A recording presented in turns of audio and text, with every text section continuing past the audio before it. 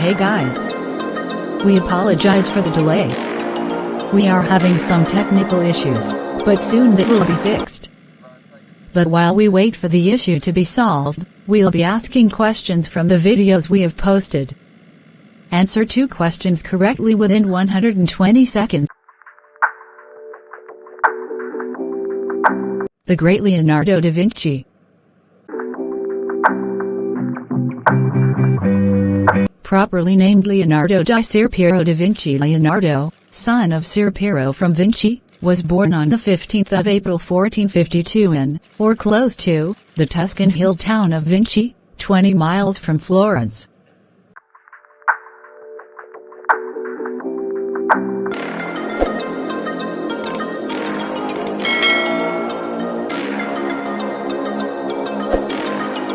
He was born out of wedlock to Piero da Vinci, Ser Piero da Vinci d'Antonio di Ser Piero di Ser Guido, 1426 to 1504, a Florentine legal notary, and Caterina di Milippi, c. 1434 to 1494, from the lower class. It remains uncertain where Leonardo was born. The traditional account, from a local oral tradition recorded by the historian Emanuele Repetti, is that he was born in Inciano, a country hamlet that would have offered sufficient privacy for the illegitimate birth, though it is still possible he was born in a house in Florence that Ser Piero almost certainly had. Leonardo's parents both married separately the year after his birth. Caterina, who later appears in Leonardo's notes as only Caterina or Catalina, is usually identified as the Caterina Beauty del Vacca, who married the local artisan Antonio di Piero Beauty del Vacca, nicknamed El Acatabariga, the quarrelsome one. Ser Piero married Elvira Amadori, having been betrothed to her the previous year, and after her death in 1464, went on to have 3 subsequent marriages. From all the marriages, Leonardo eventually had 16 half-siblings, of whom 11 survived infancy, who were much younger than he. The last was born when Leonardo was 46 years old, and with whom he had very little contact.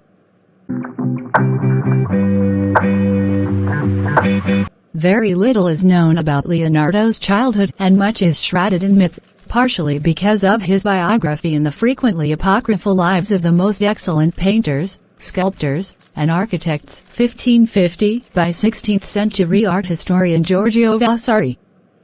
Tax records indicate that by at least 1457 he lived in the household of his paternal grandfather, Antonio da Vinci, but it is possible that he spent the years before then in the care of his mother in Vinci, either in Ciano or Campo Zeppi in the parish of San Pantaleone.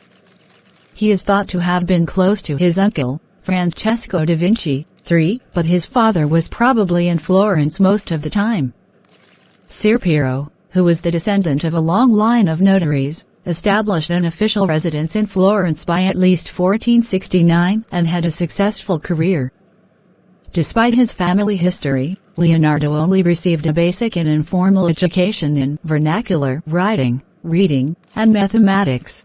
Possibly because his artistic talents were recognized early, so his family decided to focus their attention there. Later in life, Leonardo recorded his earliest memory, now in the Codex Atlanticus. While riding on the flight of birds, he recalled as an infant when a kite came to his cradle and opened his mouth with its tail. Commentators still debate whether the anecdote was an actual memory or a fantasy.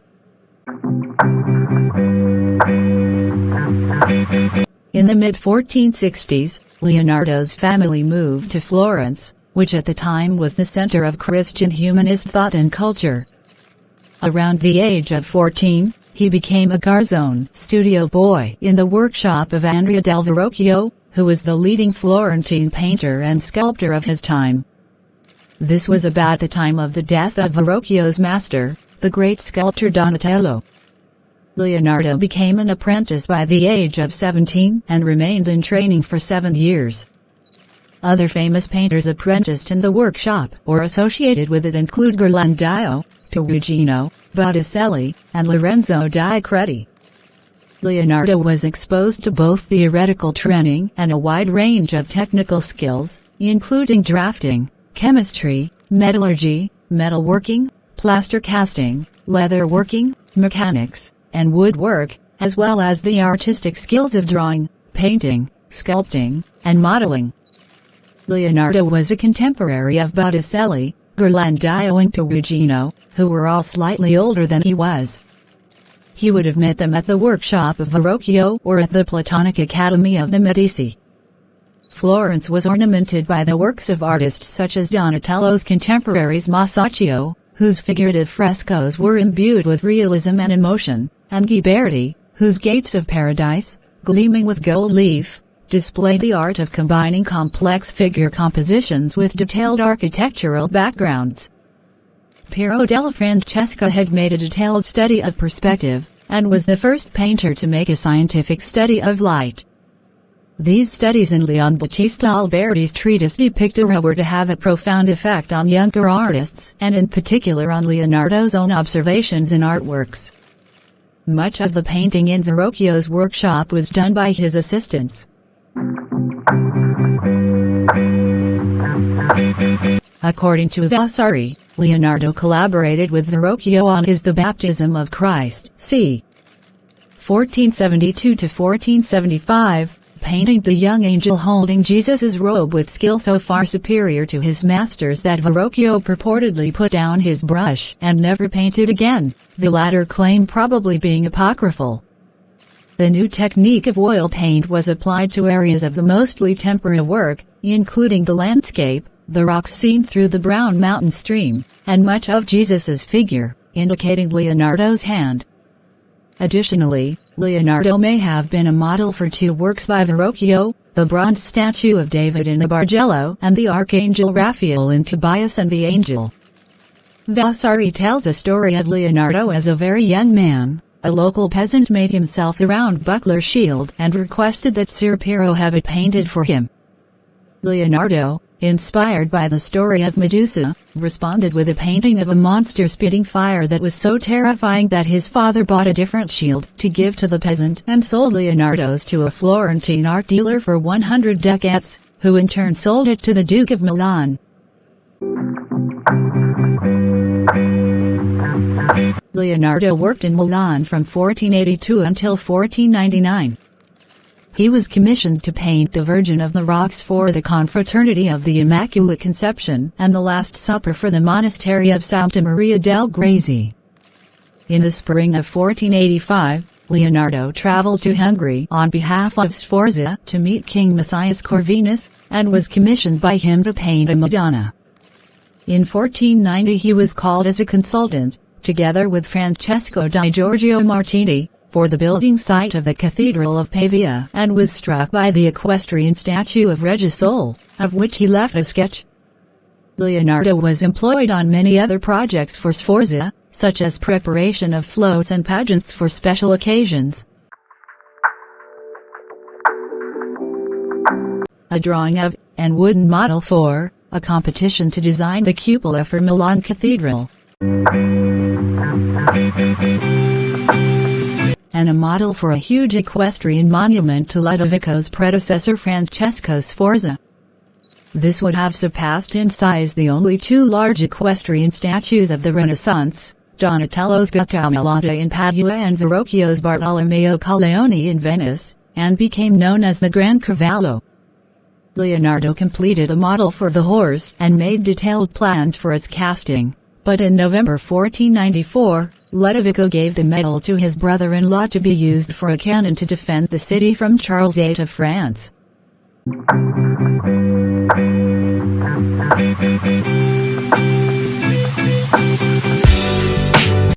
Contemporary correspondence records that Leonardo and his assistants were commissioned by the Duke of Milan to paint the Sala dell'As in the Sforza Castle, c.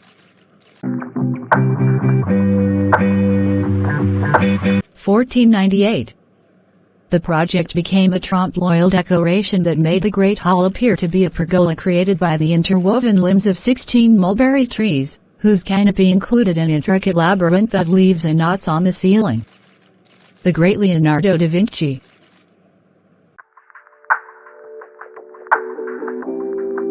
When Ludovico Sforza was overthrown by France in 1500, Leonardo fled Milan for Venice, accompanied by his assistant Soleil and friend, the mathematician Luca Pacioli. In Venice, Leonardo was employed as a military architect and engineer, devising methods to defend the city from naval attack. On his return to Florence in 1500, he and his household were guests of the Servite monks at the monastery of Santissima Annunziata and were provided with a workshop where, according to Vasari, Leonardo created the Quadrant of the Virgin and Child with Saint Anne and Saint John the Baptist, a work that won such admiration that men and women, young and old, flocked to see it as if they were going to a solemn festival. In Cesena in 1502, Leonardo entered the service of Cesare Borgia, the son of Pope Alexander VI, acting as a military architect and engineer and traveling throughout Italy with his patron. Leonardo created a map of Cesare Borgia's stronghold, a town plan of Imola in order to win his patronage. Upon seeing it, Cesare hired Leonardo as his chief military engineer and architect. Later in the year, Leonardo produced another map for his patron, one of Chana Valley, Tuscany, so as to give his patron a better overlay of the land and greater strategic position. He created this map in conjunction with his other project of constructing a dam from the sea to Florence, in order to allow a supply of water to sustain the canal during all seasons. Leonardo had left Borgia's service and returned to Florence early, where he rejoined the Guild of St. Luke on the 18th of October of that year. By this same month, Leonardo had begun working on a portrait of Lisa del Giocondo, the model for the Mona Lisa, which he would continue working on until his twilight years. In January 1504, he was part of a committee formed to recommend where Michelangelo's statue of David should be placed. He then spent 2 years in Florence designing and painting a mural of the Battle of Anghiari for the Signoria, with Michelangelo designing its companion piece, the Battle of Cascina. In 1506, Leonardo was summoned to Milan by Charles II d'Amboise, the acting French governor of the city. There, Leonardo took on another pupil, Count Francesco Melzi, the son of a Lombard aristocrat, who is considered to have been his favorite student. The Council of Florence wished Leonardo to return promptly to finish the Battle of Anghiari, but he was given leave at the behest of Louis XII, who considered commissioning the artist to make some portraits. Leonardo may have commenced a project for an equestrian figure of d'Amboise. A wax model survives and, if genuine, is the only extant example of Leonardo's sculpture. Leonardo was otherwise free to pursue his scientific interests. Many of Leonardo's most prominent pupils either knew or worked with him in Milan, including Bernardino Luandi, Giovanni Antonio Boltraffio, and Marco Dogano. In 1507, Leonardo was in Florence sorting out a dispute with his brothers over the estate of his father, who had died in 1504. By 1508, Leonardo was back in Milan, living in his own house in Porta Orientale in the parish of Santa Babila. In 1512, Leonardo was working on plans for an equestrian monument for Gian Giacomo Trivulzio, but this was prevented by an invasion of a confederation of Swiss, Spanish and Venetian forces, which drove the French from Milan. Leonardo stayed in the city, spending several months in 1513 at the Medici's Vapriote de Villa. Followed Leonardo's casket. Melzi was the principal heir and executor, receiving, as well as money, Leonardo's paintings, tools, library and personal effects. Leonardo's other longtime pupil and companion, Soleil, and his servant Baptista de Villanis, each received half of Leonardo's vineyards. His brothers received land, and his serving woman received a fur-lined cloak. On the 12th of August 1519, Leonardo's remains were interred in the Collegiate Church of St. Florentin at the Château d'Amboise.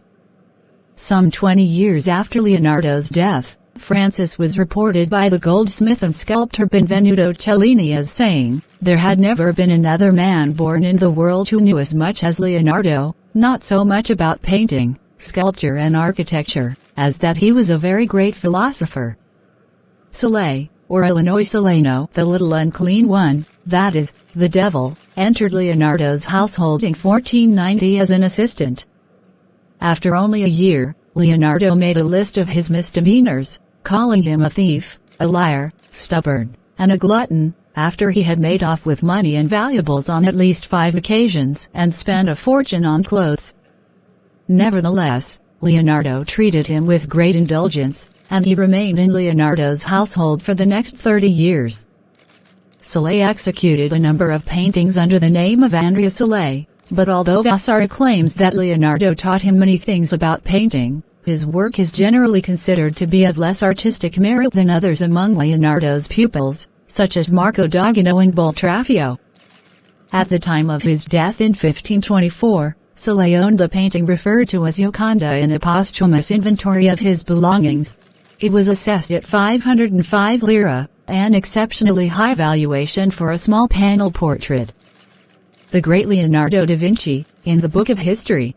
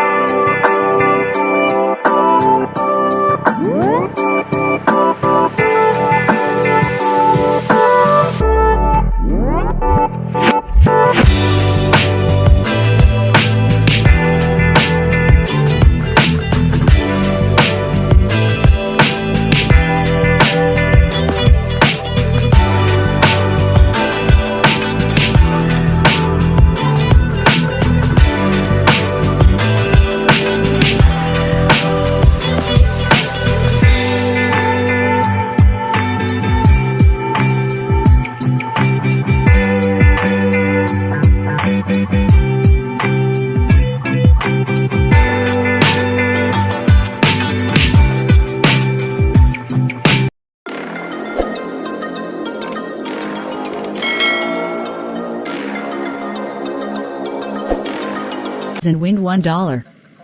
Question 1. What happened 66 million years ago? Question 2. The 165 million years reign of what came to an end? Drop your answer on the comment section on the video that these questions are from, within 120 seconds. Good luck, guys.